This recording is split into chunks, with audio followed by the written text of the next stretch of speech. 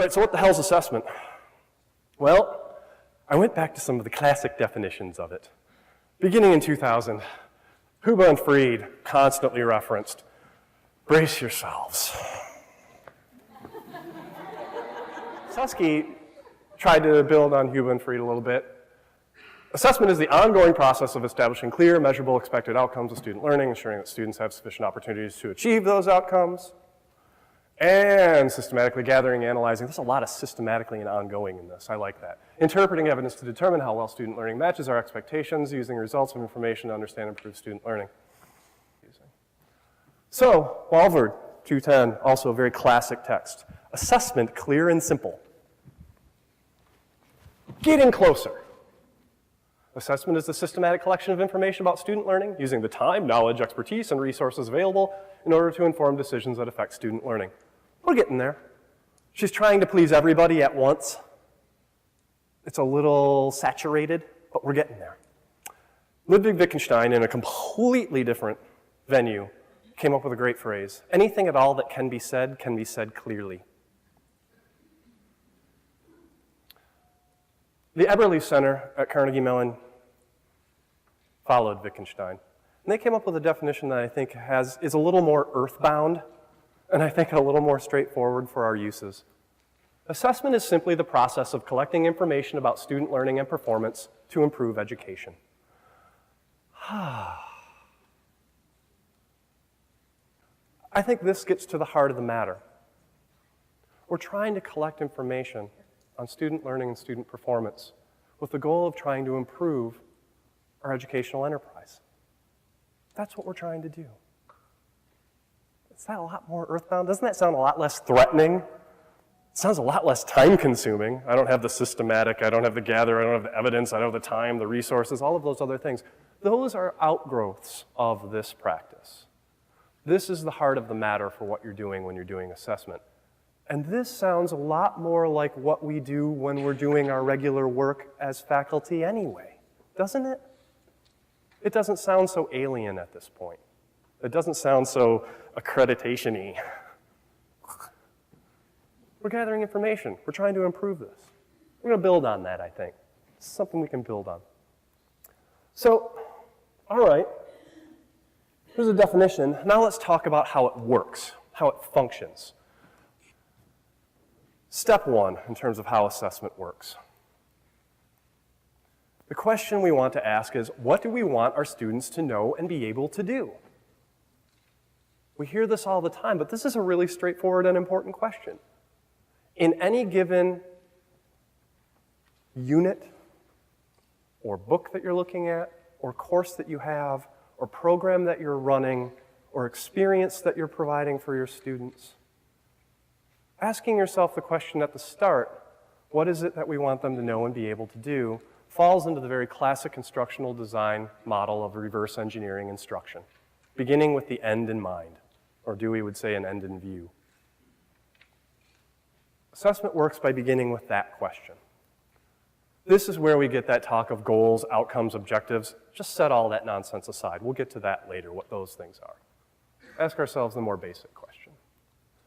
Number two, what information is going to help inform our decision? So, we figure out what we want them to know and be able to do, then we ask ourselves, well, what things are going to tell us that? Is it some performance that they're going to do, a surgery, or a dance, or an artifact that they will produce? Painting, picture, book, paper. Is it how they're going to perform on a specific evaluation, a test, or a quiz, a presentation? What information can tell you that? What measures or evidence or artifacts best suit our needs? I'm always telling people, go for the juicy one. Go for the one that has a whole bunch of good stuff in it. You know which assignments are the ones that are going for the depth knowledge versus the ones that are doing the surface level knowledge. You know, you're designing them. And good instruction is cumulative. It builds on itself. And you know that as the semester progresses, you're expecting more and more of your students. So when you're trying to figure out what information will help me make that decision, tie it to that. Tie it to those instances where you really feel like you're looking at a crucial piece of information from that course. 3, what are the best mechanisms for collecting this information? What's the best way to do it? Do I do it in groups? Do I do it as a one-time thing? Do I do it as something that they do multiple drafts of so I can see them over time? That's going to be tied to you. It's going to be tied to your discipline. It's going to be tied to your course. And it's going to be tied to the material that you're covering. Sometimes a high-stakes test of one form or another is what you're looking for. You're trying to help prepare people to perform under pressure. Wow, that was good alliteration. In other instances, you're trying to see growth and development over time. 4, okay, once you've got it, what's the best way to share it and review it? The results of the huge Wabash study on assessment have shown that people are really good at collecting data and we're really, really crappy at using it. We're data rich and information poor.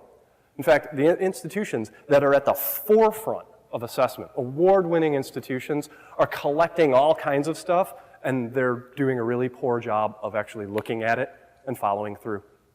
We've got really good research on that, but you need to ask yourself that question first. Don't worry about how institutions are doing it. Once I've got this stuff, how am I going to share it?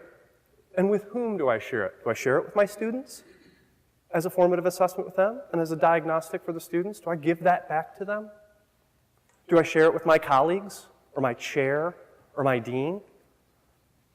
And the reviewing piece is critical. We're busy. The urgent is constantly crowding out the important in our lives. We're all at 2.0 FTE. But you have to make that time to review it and look at it. Taking it, collecting it, and throwing it in a drawer will just fill your drawer. Take that time to look at it. 5. Based on a review of the information, what changes, suggestions, tweaks would we recommend?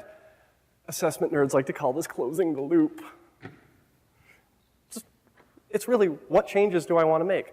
Based on the information I've collected, based on my review of it and sharing of it, are there any trends or things that pop out at me that either require further study, or are there things where I really need to go and fix it?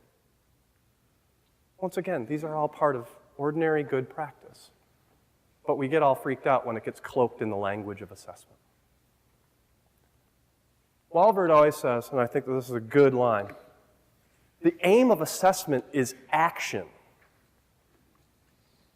The goal is to do something with all of this.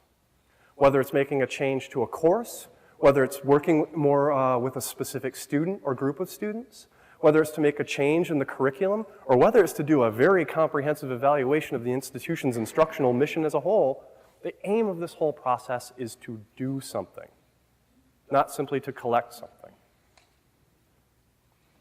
And the final step, and this is the one that makes those of us who are administrative types all happy and accreditation types, so you'll watch them, they'll have a little shiver down the back of their neck when I say this. The final step, rinse and repeat. You need to continue this process. It is a continuous improvement process. Once it is done, and once you have thought about those tweaks, once you've thought about the recommendations and you've done the review, then you need to go back and you need to start all over again. It is a process, not an event. I say that to my children all the time, and I will be saying that here all the time. Rinse and repeat.